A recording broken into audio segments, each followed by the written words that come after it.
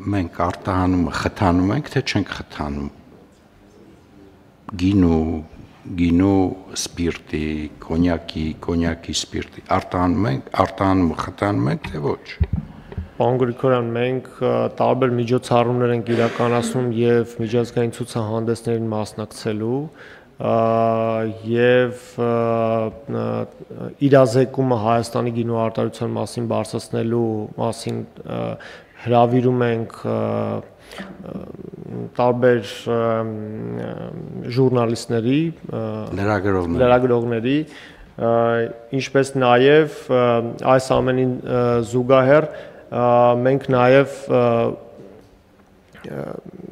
տարբեր քաղաքներում ռոադշոուներ են կազմակերպում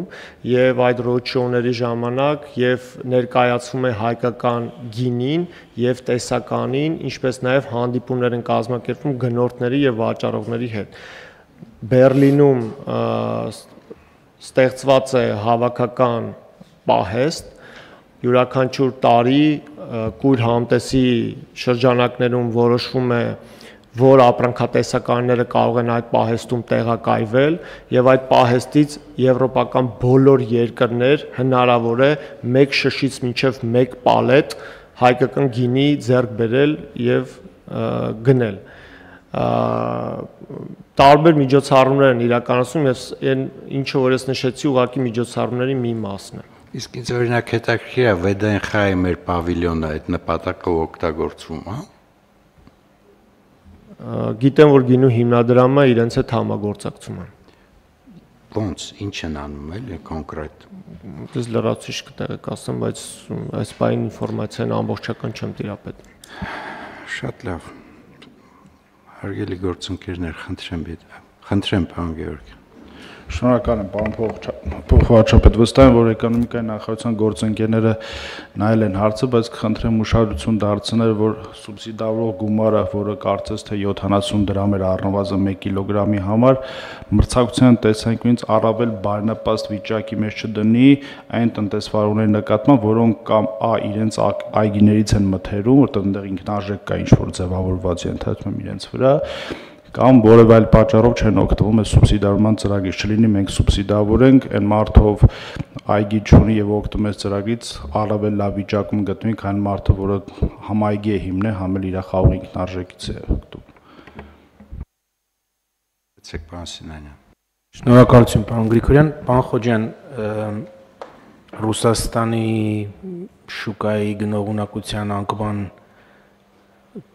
դեր կա այս ամեն ինչի մեջ ու արդյոք նորից վերադառնանք այդ որակի բարելավման եվրոպական սերտիֆիկացումների թեմային, այսինքն օգնենք խաղողագործներին եւ ավելի շուտ արտադրողներին այդ ուղղությամբ վերապրոֆիլավորվել։ Պարոն Սինանյան, 2025 թվականի հունվարի 1-ից Ռուսաստանի Դաշնությունը բարձրացրել է ակցիզային հարկը եւ դրանով պայմանավորված իհարկե գնողունակության անկում է նկատվում, այսինքն նվազում նկատվում է արտահանման ծավալների մեջ։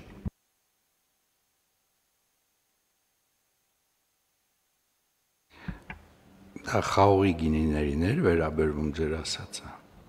թե այլ այդ թվում խաղողին։ Իսկ մնացածի մասով ինչ վիճակ է։ Նույնպես կոնյակի արտադրության Չէ, ես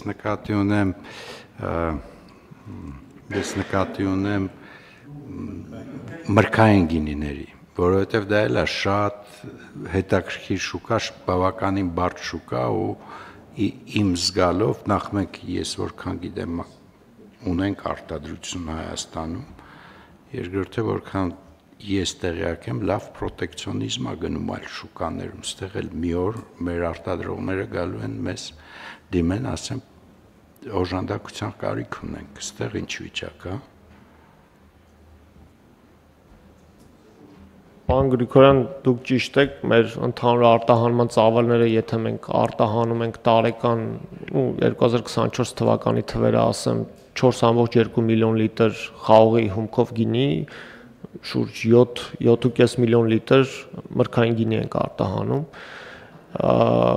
Ակցիզային հարկը նույնական է ալկոհոլային խմիչքների բոլորի համար, ինչը որ ես նշեցի օրինակում։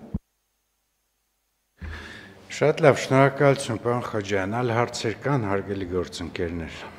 Պարոն Խոջյան, այս հարցը պիտի լինի մեր ուշադրության կենտրոնում եւ մենք այս հարցով կարծում եմ պիտի զբաղվենք ավելի սիստեմատիկ։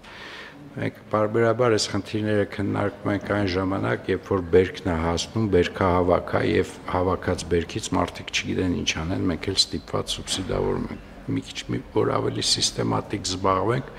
կարծում եմ ավելի համակարգված օժանդակության ծրագրեր կգեներացնենք, որոնք հնարավորություն կտան, որ այդ բիզնեսը աշխատի, ոչ թե ամեն ցիկլում օժանդակության հաշվին գոյատևի։ Լավ։